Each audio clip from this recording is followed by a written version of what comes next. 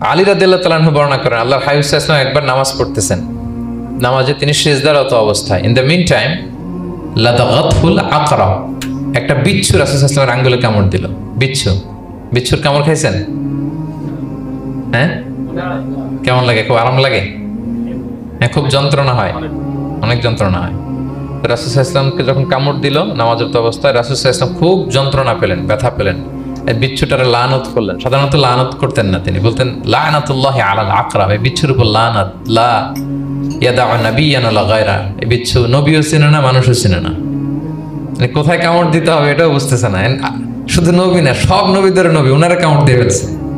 তাই আল্লাহর পক্ষ থেকে পরীক্ষা ছিল, কেয়ার করা। উনি ভর্ৎসনা করলেন, লানত করে বললেন নবীও চিনস না, মানুষও চিনস না, কামড় দিয়ে খুব কষ্ট পাচ্ছেন তিনি। তো আল্লাহ হাবিব সাল্লাল্লাহু আলাইহি ওয়াসাল্লাম বললেন, যাও গরম পানি আর লবণ নিয়ে আসো, এনে এটার মধ্যে ঢালো। তো ঢালতে আরম্ভ করলো। লবণ কিন্তু খুবই ব্যথানাশক, pain killer, natural pain killer. এটার মধ্যে সোডিয়াম ক্লোরাইড আছে, তো এটা গরম করে লবণ মিশিয়ে দিলে যে কোনো ব্যথাটা সাথে সাথে ভালো হয়ে যায়। রাসূল ইসলাম বললেন ঢালো। ঢালতেছে, রাসূল ইসলাম পড়তেছেন কুল হুয়াল্লাহু আহাদ আল্লাহুস সামাদ লাম ইয়ালিদ ওয়া লাম ইউলাদ ওয়া লাম ইয়াকুল লাহু কুফুয়ান আহাদ বলে ফু দিচ্ছেন আর ঢালতেছে। ঢালাও শেষ, আঙ্গুলের ব্যথাও শেষ।